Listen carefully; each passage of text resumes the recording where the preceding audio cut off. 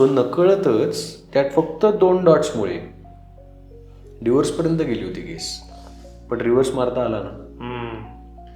वाचले लोक. यार एका डॉटमुळे एवढं होऊ शकतं का? प्रचंड डॉट. म्हणजे तू विचार कर ना, अख्खं जेव्हा तू लेटर ए लिहितोस किंवा एक नुसती लाईन काढतोस, it is just bunch of dots put together. Dot dot dot dot dot हे खूप डेन्स झाले ना की ती लाईन बनते. त्यामुळे डॉटला खूप महत्व आहे. फुल स्टॉप काइंड ऑफ होत आहे ते. Correct. थांबतायत पण मला नाही विश्वास आहे या गोष्टीवर. Okay, that is his dedication. Aggression बघ ना त्याच्या सिग्नेचर मधलं. बरोबर. पण ते ॲग्रेशन हे नुसतं फ्लॅम्बॉयन्स नाहीये, दॅट इज अ चॅनलाइज्ड ॲग्रेशन. त्यामुळे ह्या सिग्नेचरमधनं आपल्याला काय कळतंय, तर जितकं प्रेशर वाढेल की नाही त्याचे सेन्सेस आणि इन्स्टिंक्ट जास्त शार्प होत जातात. कम्पॅरिझन नाही करायची जसं म्हणलो तर ते का नाही, कारण काय माइंडसेटच वेगळा दिसतोय ना. ओके, इथे मी असंच कुठेच माझं म्हणणं नाही की this person is less or is wrong. This is who is right now. This is how he would like to express himself in the society. This is how he expresses. Success आणि failure किंवा whatever we call it ते आपल्या समोर आहे आता. Okay. म्हणजे एखादी signature एवढ्या गोष्टी सांगू शकते. येस, प्रेझेंट असतो. सर तर डान्स परफॉर्मन्स आणि असं सगळं म्हटल्यानंतर फिजिकल एनर्जी खूप इन्व्हेस्टमेंट आहे, ते आपल्याला दिसतंय. तो जो त्यांचं ते पाय वर करण्याची त्यांची एक स्टाईल होती बघ, ती आपल्याला त्यांच्या लेटर एल आणि याच्यामधनं दिसते. फ्लो खूप छान आहे. रिदम बघ ना सिग्नेचरचा, थोडीशी बऱ्यापैकी राईट वर टिल्टिंग सिग्नेचर आहे, उजवीकडे झुकलेली सिग्नेचर आहे. That shows lot of emotional expression.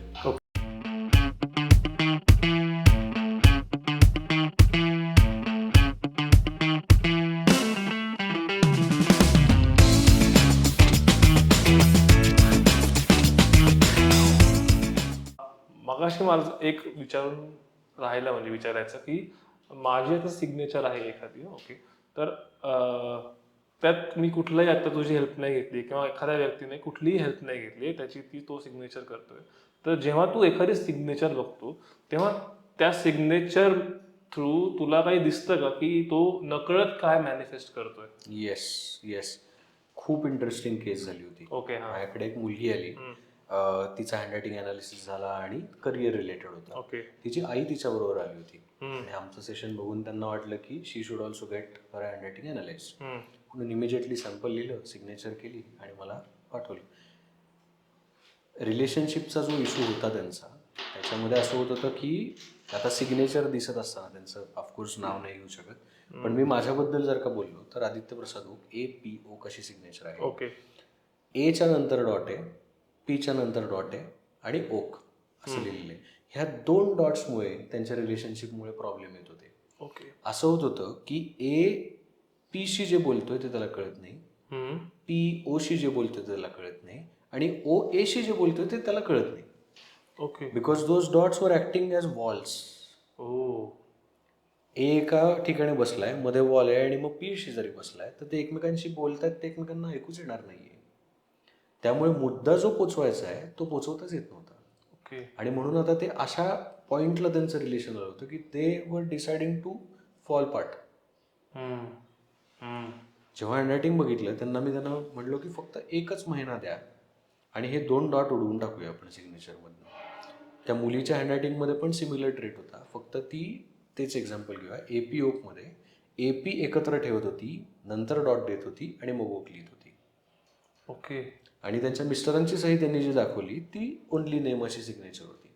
म्हणजे त्यांचं जे काय नाव होतं आदित्य समजा, तर फक्त तेवढंच नाव ते त्यांचं सिग्नेचर म्हणून वापरत होते.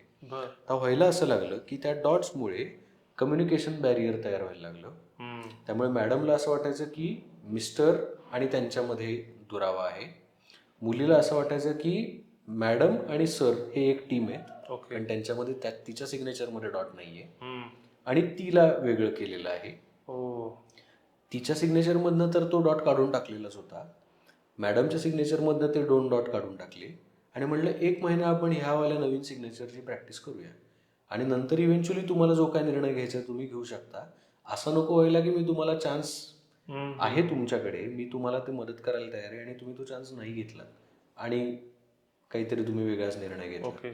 तर 1 महिना झाला, 1.25 महिना झाला, 1.5 महिना झाला, मी शेवटी न राहून त्या मुलीला मेसेज केला की काय झालं म्हणजे पुढे, एव्हरीथिंग ओके. तर ती म्हणली, अरे इतकं ओके झालंय माझं आणि बाबाचं रिलेशन, पण आईच्या बरोबर थोडासा इशू थोडासा येतोय. सेशनला बोलवलं. सेशनला त्यांनी आल्यावर सांगितलं की ॲक्च्युली कम्युनिकेशन आमचं सुधारलंय, पण मला एक प्रॉब्लेम खूप जाणवतोय की he does not prioritise me. Okay. नॅचरलीच प्रायोरिटी नाही देणार आहेत तुम्हाला ते, कारण काय त्यांचं सिंगल नेम सिग्नेचर आहे. He is just writing Aditya. Okay. त्याच्यामुळे it is always everything about him. त्यामुळे तुम्हाला जे जाणवतंय ते बरोबर जाणवतंय. मग ह्या गोष्टीला मी डिनाय करणारच नाहीये की you are not his priority, तर यू आर नॉट. पॉईंट असा आहे की हे त्यांची सायकी समजून घेतलीत तुम्ही, ओके. तर तो तुम्हाला प्रॉब्लेम येणं बंद होईल. काय सायकी आहे की तुम्हाला वाटतं की प्रायोरिटी देत नाही म्हणजे त्यांना या रिलेशनशिपमध्येच इंटरेस्ट नाहीये, तर असं काहीच नाहीये. त्यांना स्वतःच्या मध्ये त्यांच्या कामामध्ये प्रचंड इंटरेस्ट आहे. ते त्यांचं जे काय 16 तासाचं त्यांचं शेड्यूल आहे ते करून इव्हेंच्युअली घरीच येतात. इव्हेंच्युअली ते तुम्हालाच भेटतात, मुलीच्याच बरोबर टाइम स्पेंड करतात. प्रॉब्लेम कुठे आहे? त्यामुळे जेव्हा जेव्हा तुम्हाला असं वाटेल की ते माझ्याबरोबर कनेक्टेड नाही आहेत किंवा ते डिस्टन्स मेंटेन करतायत, मेंटेन वगैरे काहीच करत नाही आहेत ते ॲक्च्युली, ते तसेच आहेत. त्यामुळे त्यांच्या सिग्नेचरमध्ये चेंज करायची काही गरज आहे का? एकची चेंज होता म्हणजे आदित्यच्या खाली 2 लाईन मारत होते आणि 1 डॉट देत होते, तर ते त्याच्यामध्ये थोडे चेंज करायची गरज आहे. पण मेनली तुम्हाला तुमच्या माइंडसेटमध्ये बदल करण्याची गरज आहे, आणि मग रिलेशनशिप पुढे जाईल. सो नकळतच त्यात फक्त 2 डॉट्समुळे डिवोर्सपर्यंत गेली होती केस, पण रिव्हर्स मारता आला ना. वाचले लोक. यार एका डॉटमुळे एवढं होऊ शकतं का? प्रचंड. डॉट म्हणजे तू विचार कर ना, अख्खं जेव्हा तू लेटर ए लिहितोस किंवा एक नुसती लाईन काढतोस, it is just bunch of dots put together. Dot dot dot dot dot हे खूप डेन्स झाले ना की ती लाईन बनते. त्यामुळे डॉटला खूप महत्व आहे. फुल स्टॉप काइंड ऑफ होतं ते. करेक्ट. थांबतायत. पण मला नाही विश्वास आहे रे या गोष्टीवर. ओके. विराट कोहलीची सही, हां. त्याच्यामध्ये तर खणखणीत डॉट आहे. हो. म्हणजे तो डॉट कुठे प्लेस केला आहे, विथ व्हॉट इंटेन्शन तो प्लेस केलेला आहे, that matters a lot. So विराटची जी सही आहे त्याच्यामध्ये तर क्लिअर कट डॉट्स आहेत. हो. प्रॉपर डॉट्स आहेत. 1, 2 आणि 3. हा जो एंड स्ट्रोक आहे त्याच्यानंतर तिने डॉट दिलेला आहे. खूप सारे न्यूमरोलॉजिस्ट आणि ग्राफोलॉजिस्ट सुद्धा असं म्हणतात की तुमची सही सगळी झाली, अंडरलाईन वगैरे तुमची झाली आणि मग तुम्ही डॉट दिलात तर तुमची ग्रोथ थांबते. ह्या माणसाची ग्रोथ थांबलेली वाटते का? नाही. म्हणजे खूप जेनेरिक स्टेटमेंट आहे. ओके. की सिग्नेचर नंतर डॉट नको. केस वाईज चेंज होऊ शकतो. केस वाईज एक्झॅक्टली सब्जेक्टिव्ह आहे ना ती सब्जेक्टिव्ह गोष्ट आहे. हा जो डॉट प्लेस केलेला आहे it also signifies punctuality. Okay. ठरलं की ठरलं, हा ॲटिट्यूड आहे. त्याच्यामध्ये आता त्याचे 1, 2 आणि 3 डॉट्स आहेत. हा जो डॉट आहे तो त्याच्या गोलचा डॉट आहे. बरोबर. हा जो डॉट आहे तो त्यांनी ॲक्शन घेतल्याचा डॉट आहे. ओके. ठरवलं होतं, केलं आणि फायनली फुलफिलमेंट, हे त्याचे ते 3 डॉट्स आहेत. अच्छा. म्हणजे विराटसाठी जे इतर लोक म्हणतात की डॉट नसायला पाहिजे, विराटसाठी डॉट्स चांगले आहेत. म्हणजे फक्त त्याच्याकरताच चांगले आहेत असं आहे का? तर असं नाहीये. म्हणजे त्याचं कॉपी करून मी करू शकत नाही करू शकत. एक्झॅक्टली. मला इश्यू येऊ शकतात. करेक्ट. कारण ते नेहमी मला सूट होत नाही. करेक्ट. कारण तुझ्या लाईफस्टाईलमध्ये हे जर का फॉर्मेशन नसेल, माइंडसेट तसं नसेल, तर त्याने तुला प्रॉब्लेम येणार. करेक्ट. जर का तू विचार कर, तू स्टुडंट आहेस आत्ता आणि तू जर का डॉट दिलास तर तुझं वाक्य शेवटचं वाक्य असं ॲटिट्यूड होईल ना तुझं. मग टीचर बरोबर पंगे आहेत तुझे. बरोबर आहे. करेक्ट. मित्रांमध्ये गडबड होणार, हो. मित्र तुला बाजूला टाकणार. पण विराटला चालतं रे हे. विराट एका स्पेसिफिक कारणामुळे, that is his dedication. Aggression बघ ना त्याच्या सिग्नेचर मधलं. बरोबर. पण ते ॲग्रेशन हे नुसतं फ्लॅम्बॉयन्स नाहीये, दॅट इज अ चॅनलाइज्ड ॲग्रेशन. त्यामुळे ह्या सिग्नेचरमधनं आपल्याला काय कळतंय, तर जितकं प्रेशर वाढेल की नाही त्याचे सेन्सेस आणि इन्स्टिंक्ट जास्त शार्प होत जातात. त्यामुळे जितका ऑपोनंट त्याचा जास्त घाण बोलेल ना त्याच्याशी, तो जास्त चॅनलाइज होत जातो. आणि जितका चॅनलाइज होईल तितकी तो समोरच्याची वाटच लावणार आहे. म्हणजे आता जर का समोरच्या व्यक्तीला ग्रॅफोलॉजी माहिती असेल किंवा हँडरायटिंग अनालिसिस त्याला माहिती असेल तर he will not trash talk. Correct. कारण ट्रॅश टॉक केल्याने हा चॅलेंज घेतो ते, करेक्ट. तो चॅनलाइज होतो, पंगे होते नंतर, मग तो फोडेल आपल्याला. त्याच्यामुळे ट्रॅश टॉक करायचा नाही त्याच्याबरोबर. आणि समजा एखादा व्यक्ती हा मुळातच ऑपोनंट म्हणून शांत असेल तर विराट त्याला चॅलेंज करणार आहे आणि त्याला चॅलेंज करायला लावणार आहे. ते त्याच्या ह्याच्यामध्ये दिसतं. मग विराटच पंगे घेणार, त्याच्या अगेन्स्ट त्यांनी पंगे घेतल्यानंतर त्याचे सेन्सेस शार्प होणार, ही इज लॉक्ड इन आणि आता फोडणार. परसेप्शनच तसं आहे ना. Correct correct. So overall signature pattern जर का तू बघितलास तर त्याच्यामधनं तुला ह्या सगळ्या गोष्टी दिसू शकतात. आणि इव्हेंच्युअली बघ ना, 6 बघ, परफेक्ट 6 आहे की नाही. फॅन्टॅस्टिक सिग्नेचर आहे. पण याच्यामध्ये सुद्धा हा जो काय मी डायग्नोसिस करतो आहे ही ऑफिशियल सिग्नेचर नाही आहे त्याची. ओके. हां. ऑटोग्राफ आहे. बरोबर आहे. तर ऑटोग्राफ आणि सिग्नेचर ह्याच्यामध्ये फरक असतो. सगळे आता KBC मध्ये अमिताभ बच्चन सगळी ती अशी भारी सही करतो, शाहरुख खान करायचा, हे आता ही सिग्नेचर आपण बघतोय ते. तर ऑटोग्राफ इज त्यावेळचं representation of his public persona. Okay. त्यावेळेला जेव्हा विराटने ही सही केली असेल तेव्हा त्याला स्वतःला असं रिप्रेझेंट करायचंय. अच्छा. ह्याच्यामध्ये सुद्धा लास्ट एपिसोडमध्ये मी बोललो होतो फिक्स ट्रेट्स, व्हेरिएबल ट्रेट्स. काही फिक्स ट्रेट्स तसेच असणार आहेत, जे मी वेगळ्या एका सिग्नेचर मधनं तुला सांगू शकतो की ते फिक्स ट्रेट्स कसे बघायचे, सिमिलॅरिटीज कशा दिसतात. पण इथे प्रॉबेबली हा डॉट आणि हा अँगल हा मे बी विराटचा सेम असेल. I don't know. त्याच्या ऑफिशियल सिग्नेचरवर आपण जर का कम्पेअर केलं, ओके. इफ ॲट ऑल आपल्याला कधी ऑफिशियल मिळाली तर आपल्याला काही त्याच्यातली ह्याच्याशी कनेक्ट करून किंवा कम्पेअर करून आपण फिक्स ट्रेट्स, व्हेरिएबल ट्रेट्स बघू शकतो. पण त्यामुळे हा माझा काय म्हणतो ना, क्लिनिकल डायग्नोसिस नसू शकतो माझा या कुठल्या. कारण की सिग्नेचर किती बरोबर आहे, ऑथेंटिक आहे ते माहित नाही. एक्झॅक्टली. त्यामुळे आपण अनालिसिस करताना सुद्धा लोकांना सांगतो ऑफिशियल सिग्नेचर करून द्या, म्हणजे ऑथेंटिसिटी समजते.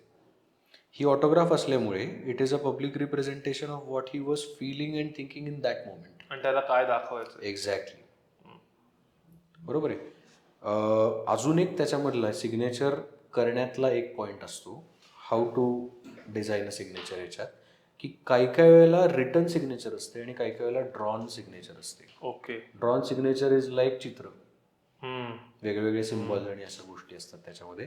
आणि रिटर्न सिग्नेचर ही नॉर्मली लोक रिटर्न सिग्नेचरच करतात. 80-85% सिग्नेचर हे रिटर्न सिग्नेचर असतात. ओके. ड्रॉन सिग्नेचर खूप रेअरली असतात. बरोबर आहे. पण एखादी व्यक्ती जर का ड्रॉन सिग्नेचरच रिपिटेटिव्हली तितक्याच ऑथेंटिसिटीने करत असेल तर दॅट पर्सन बिकम्स जिनियस. बर. कारण चित्र सेम कसं काय येणार ना तुझं प्रत्येक वेळेला. रायटिंग एक वेळ सेम येऊ शकतं, चित्र कसं सेम येणार. आणि ते चित्र म्हणजे दॅट इज युअर क्राफ्ट ना. That craft has to be mastered in such a way with such fine tuning की प्रत्येक वेळेला तसंच येतं. ते थोडं 19-20 होणार आहे पण नॅचरली बघताना तसंच बघितलं जातं. सो जिनियस लोकांची सिग्नेचर कशी असते, drawn signature, but almost every time it is like that. Okay. Not accurate but similar. ते लोक जिनियस असतात. ओके. सो आता आपण विराट कोहलीबद्दल डिस्कस केलं, पण माझ्याकडे अजून एक सिग्नेचर तुला दाखवायची आहे की अंबानी, आपण सगळ्यांना माहिती आहे अंबानीबद्दल. तर मुकेश अंबानी आणि अनिल अंबानी म्हणायला गेलं तर दोघांनी इक्वल ह्याला सुरुवात केली. एक आज आहे खूप टॉपला आणि एक आहे आत्ता बरीच गडबड चालू आहे. तर त्याच्या सिग्नेचर आपल्याकडे आहेत. मला माहित नाही ऑथेंटिक आहेत की नाही कितपत, पण आपण सिग्नेचर काय सांगता याचं आपण जरा एकदा बघू, सांग ना तू आम्हाला. आता बघ, तू ग्रॅफॉलॉजिस्ट नसून सुद्धा with just basic common sense, just basic observation, तूच मला सांग तुला या दोन सिग्नेचरमध्ये काय डिफरन्स दिसतोय. मला यांच्या नाही पण अनिल अंबानी त्यांच्या असं वाटतंय, माहित नाही बरोबर आहे की नाही, बट ती साईन आहे ना ती जरा खाली होत चालली. करेक्ट, खाली जाते सिग्नेचर. करेक्ट. बरोबर आहे. म्हणजे जरी त्याची अंडरलाईन अंडरस्कोर हा त्याचा जरी स्ट्रेट असेल तरी सिग्नेचर मुळात खाली जाते. म्हणजे आता ती जर का त्यांची पर्सनल रिअलिटी असेल ती सिग्नेचर म्हणजे अनिल अंबानींची, तर ती कुठे चालली आहे, खाली. म्हणजे ही जर ऑथेंटिक असेल मे बी तर तर करेक्ट. आणि आत्ता मी असं ऐकलं की अनिल अंबानी सर परत एकदा एका ठराविक स्टेजला आलेले आहेत. त्यांचं जे काय डेट होती हो. ती बऱ्यापैकी पे ऑफ झालेली आहे आणि he is now doing okay okay. असं म्हणूया. ह्यांची तुलना करण्यात काही पॉईंट नाहीये, बरोबर आहे. कारण काय मुळातच ह्यांची personal reality is going downward आणि ह्यांची personal reality is going study. Okay. बरोबर आहे. ह्यांना जो डाऊनफॉल होता तो परत त्यांनी रिकवर करण्याचा जो त्यांनी काय एक प्रयत्न केला आणि त्याच्यात थोडेफार सक्सेस मिळाला आहे त्यांना. तर कसा मिळाला? Because of the base line. Okay. जरी सिग्नेचर खाली चालली असेल तर सुद्धा अंडरस्कोर त्यांचा स्ट्रेट आहे. त्याच्यामुळे what he did is focus on what his product is, kept at it. त्यांनी त्यांची स्ट्रॅटेजी असंच काही फारशी बदललेली दिसत नाहीये. माइंडसेट फारसा प्रॉब्लेमली बदललेला दिसत नाहीये. पण शेड्युलिंग आणि डिसिप्लिन ह्या 2 गोष्टी त्यांनी नक्की आणल्या त्यांच्या आयुष्यात, किंवा ज्या होत्या त्या तशाच ठेवल्या, ज्याच्यामुळे he is back to normal maybe now. पण यांच्या सिग्नेचरमधनं आपल्याला खूप इंटरेस्टिंग गोष्ट कळते. एमच्या नंतर यू जो काढलेला आहे त्या यूला त्यांनी एक गोल केलेला आहे.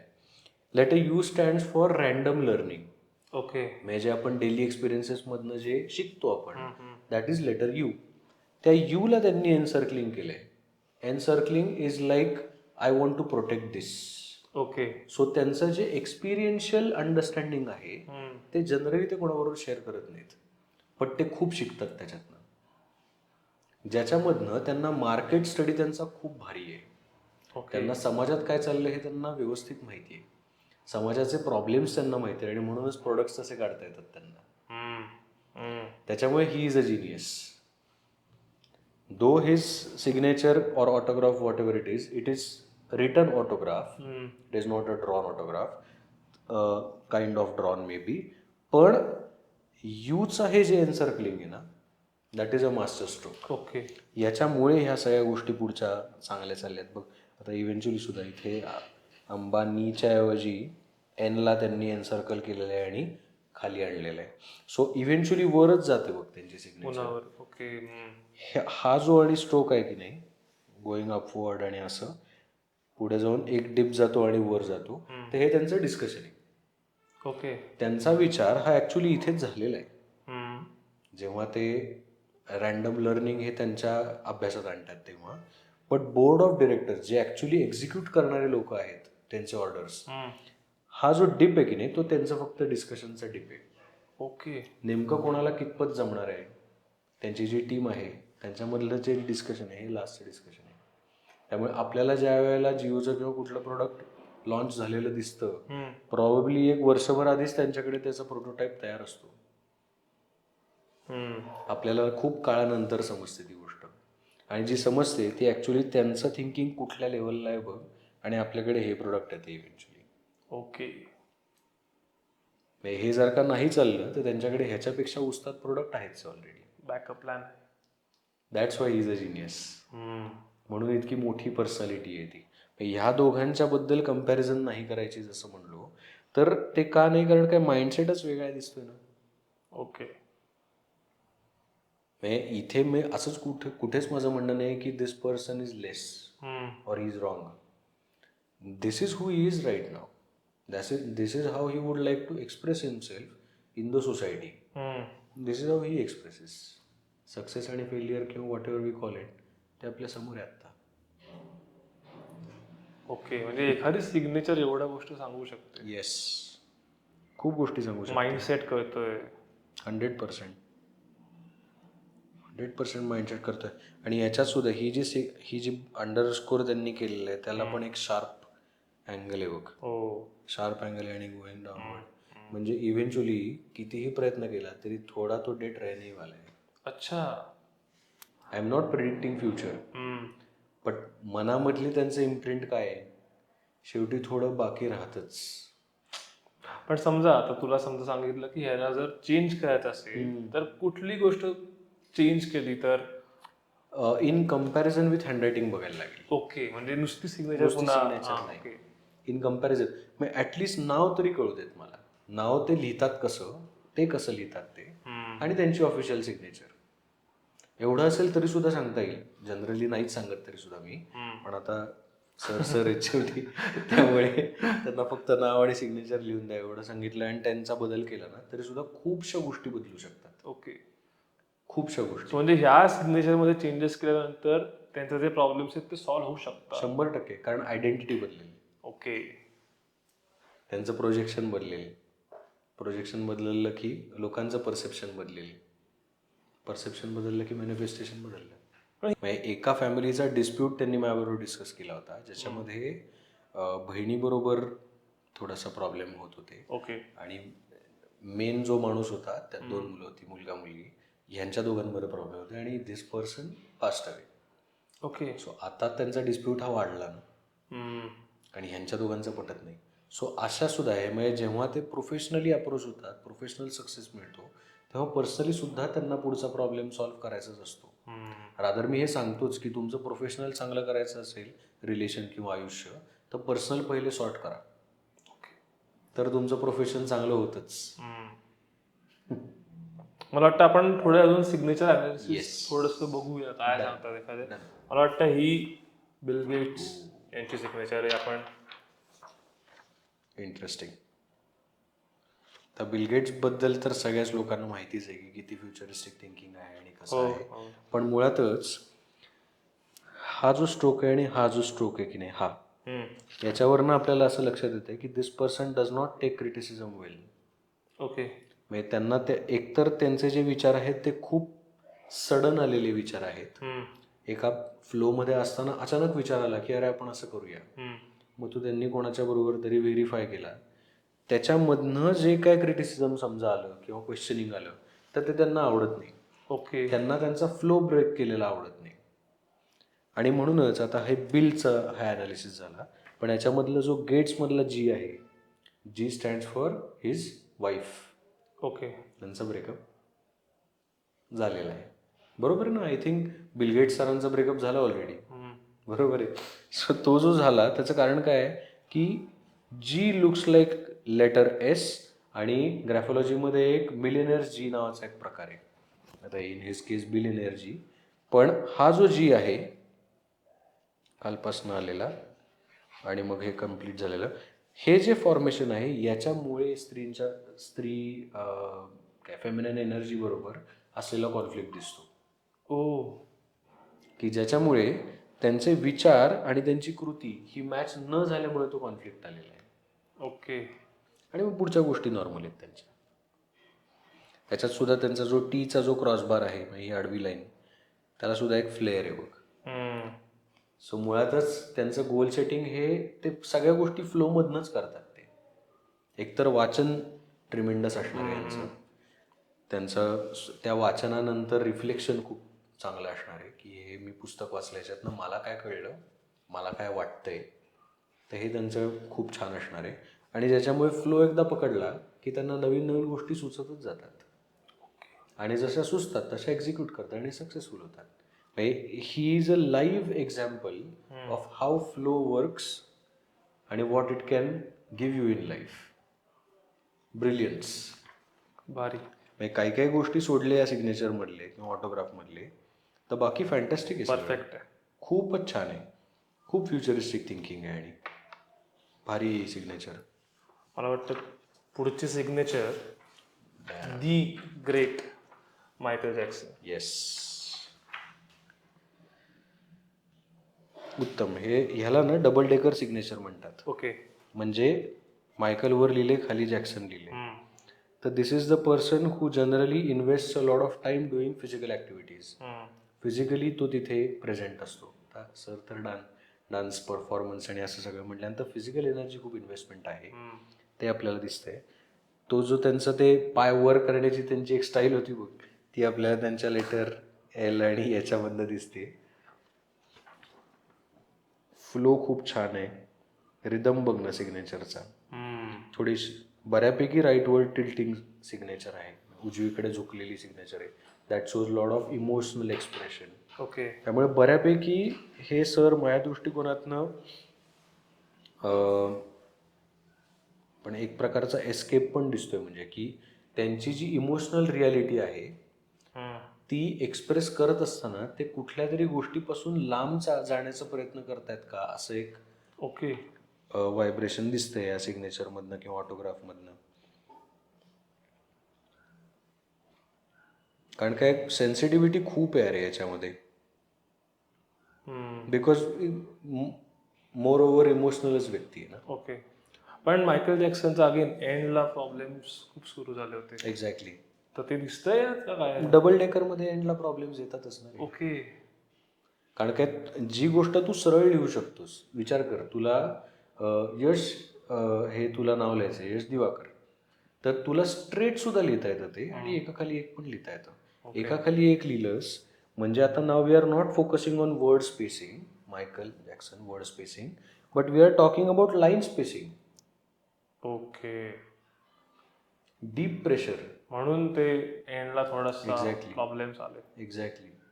रणबीर कपूरची पण मी मध्ये एक सिग्नेचर बघितली होती, त्याच्यात पण डबल डेकर सिग्नेचर होती, ऑटोग्राफ होता प्रॉब्ली. तर काय झालं रिलेशनशिपचं, काय झालं, कितीतरी रिलेशनशिपमध्ये फेलियरच गेलो ना याच्याचमुळे. तर डबल डेकर सिग्नेचरमुळे कदाचित नेम फेम चांगली मिळेल, प्रसिद्धी मिळेल, कारण काय you will be present physically wherever you want to achieve success. But त्याचा तुम्हाला लॉंग टर्म रिलेशनशिपला खूप त्रास होतो. कुठेतरी प्रॉब्लेम्स येते. नक्कीच येतील. काही जर मिळत असेल तर येस, काही सोडावं पण लागेल. येस, पण ओव्हरऑल खूप छान आहे, मस्त आहे. मला वाटतं आता एक लास्ट आहे मला वाटते, जे आता आपले द मॅन, म्हणजे परफेक्ट PM. Wow, super. आता बघ ह्या सिग्नेचरमध्ये मग अशी जे मी म्हणलो फिक्स्ड ट्रेट, व्हेरिएबल ट्रेट दिसतात आपल्याला. दोन्ही जरी ऑटोग्राफ असतील किंवा वॉट एव्हर ऑफिशियल असेल नसेल आपल्याला माहित नाही, ह्याच्यामध्ये सिमिलॅरिटी तुला काय दिसते सांग बरं. अपवर्ड जातोय स्ट्रोक. करेक्ट, दोन्ही अपवर्ड जात आहेत. हे आणि हे दिसतंय सेम. करेक्ट. स्ट्रोकचं जे फॉर्मेशन आहे दॅट इज फिक्स्ड, ते नाही बदलणार आहे. बरोबर आहे. म्हणजे इथपर्यंत तर सांगू शकतो की ह्या दोन्ही गोष्टी एकाच माणसाने केलेल्या आहेत. Whether it is him or someone else, जे कोण असेल ते एकाच माणसाने केलेलं आहे. कारण काय ओव्हरऑल स्ट्रक्चर आहे सेम. याच्यामध्ये सिम्प्लिसिटी किती आहे बघ. पहिले ते समाजाचे आहेत, मग ते स्वतःचे आहेत. करेक्ट. जरी त्यांनी हे नाव पूर्ण असेल किंवा एन आणि मग ते एन सर्कलिंग असेल, तरी हे जे एन सर्कलिंग आहे त्याचा अर्थ असा त्यांना डिपिक्ट करायचा आहे की he is responsible for what ever is happening in the country. केवढी मोठी जबाबदारी घेतली. करेक्ट. तर त्याचं हे डिपिक्शन आहे. तू हे दोन स्ट्रोक्स बघतोयस, खाट खाट. हा जो स्ट्रोक आहे that is it is like त्यांना लॉंग टर्ममध्ये काय करायचं आहे हे त्यांनी आधीच ठरवलेलं आहे. आणि त्याला हे सगळ्या स्टेप्स आहेत बघ, एक एक एक एक लेटर वर वर वर वर जात जात, आणि त्याच्यानंतर फायनली आत्ता जे झालंय ते फ्लॅग होइस्टिंग झालं आता अयोध्यामध्ये.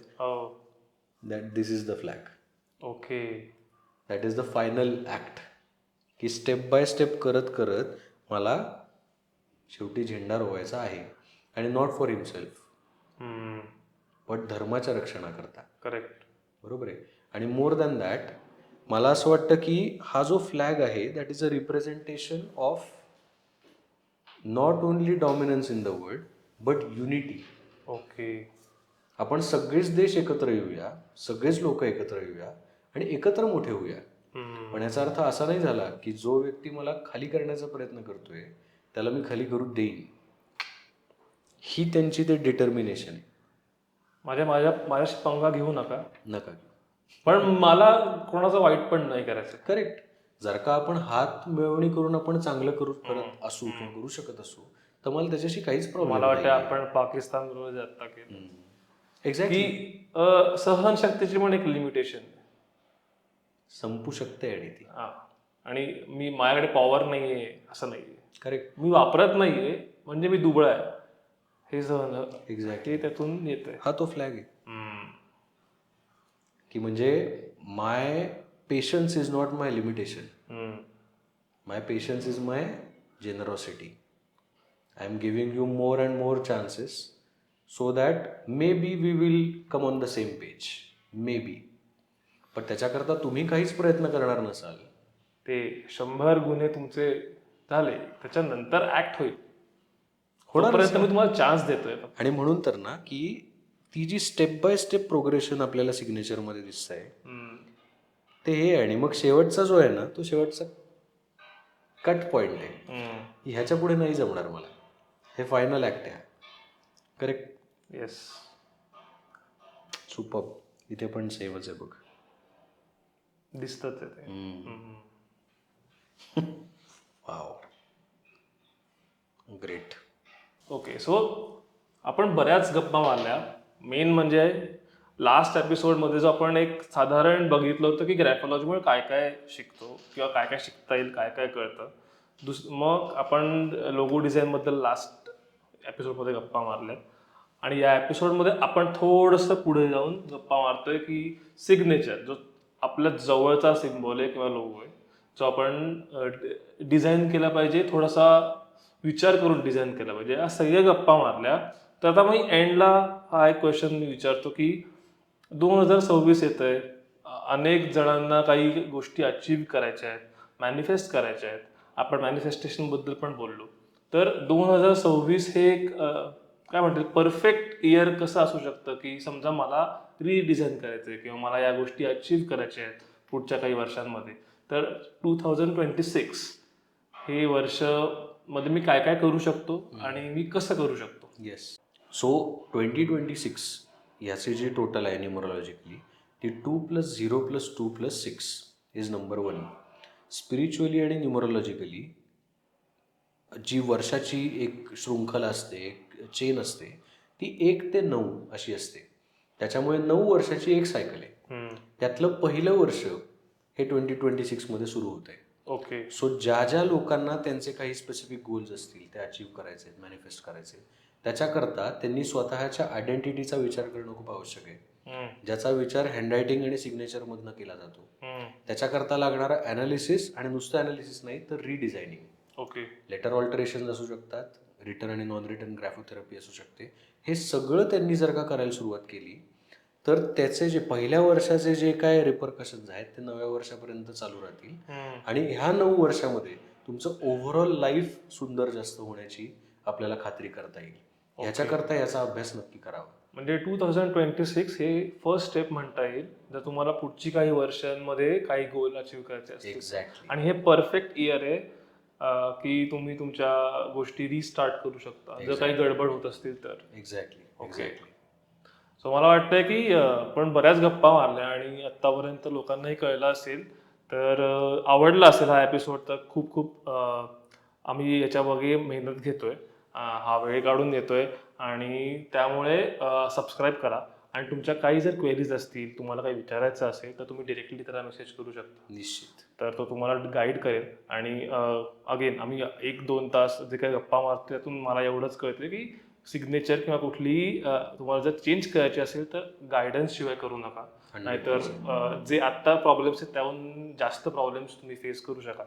सो येस, आपण मला वाटतंय की हा एपिसोड तुम्ही तुमच्या रिस्पॉन्सवर आहे की जर तुम्हाला आवडला आणि तुम्हाला काही वेगळे विषय दादाकडनं जाणून घ्यायचे असतील तर तुम्ही ते आम्हाला कमेंट्स मार्फत किंवा इन्स्टावर किंवा फोन कॉल्स जे काही असेल नक्की सांगा. आम्ही नक्की प्लॅन करू, आपण एकदा पुन्हा एकदा वेळ काढू आणि पुन्हा एकदा एपिसोड आपण शूट करूया. For sure. Looking forward. Yes.